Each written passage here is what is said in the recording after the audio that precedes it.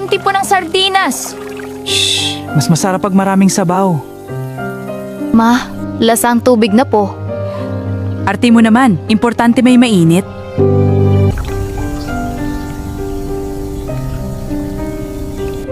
Salamat, Mama. Ma, ikaw naman kumain.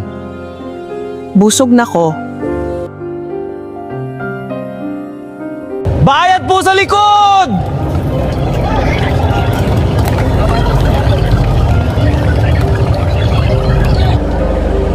Bayad sabi! Estudyante lang yata. Uyo, bayad mo! Dito na lang po pala.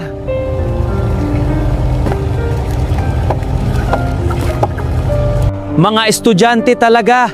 Ba't kasi di na lang sabihin na walang pambayad?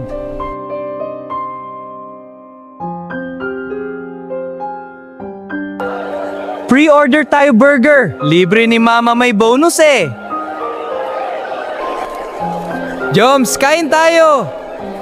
Sunod na lang.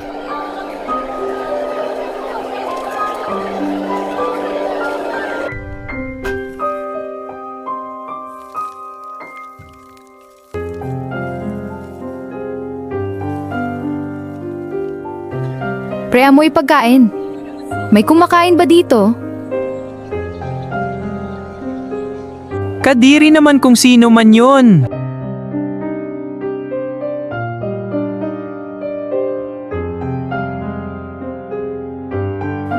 Jomar, ikaw sumagot. Ma'am, di ko po alam. Ganeto. Class, tumigil kayo. Hindi lahat magaling sa academics. Defense mechanism, pampalubag loob. Sigurado ka marunong ka. Try ko lang po.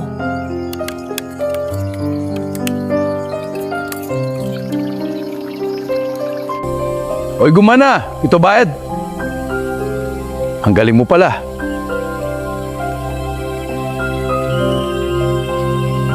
Line of 9 ako!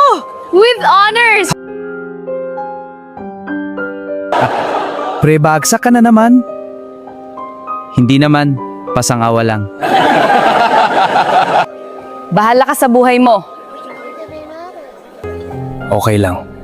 Di naman lahat nadadaan sa grades. Our first honor student, Juan de la Cruz. Susunod ang ating kay Gandang Maria Santos. Kawawa naman yung mga average lang. Mahirap umasenso pag di matalino. Boss, paayos motor. Sige po.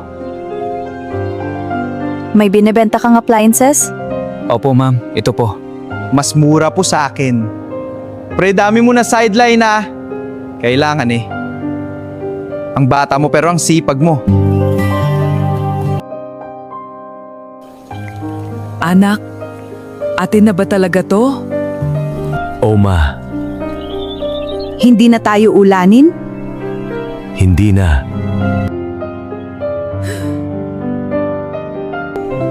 Naalala mo dati, dinadamihan mo tubig ng sardinas para kunyari marami. Wala eh.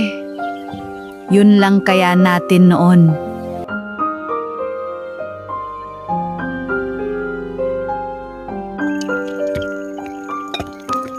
Kuya, busog na busog ako.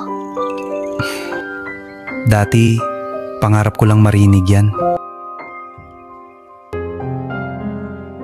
Anak, Hindi ka man naging honor student. Ikaw naman nagpaahon sa atin. Ma, sa totoong buhay, hindi pala laging patalinuhan. Minsan, pagalingan lang talaga dumiskarte. Akala nila noon, kapag hindi ka matalino wala ka nang mararating.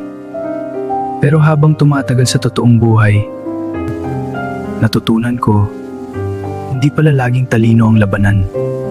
Kasi sa labas ng classroom, doon nagsisimula ang totoong pagsusulit ng buhay.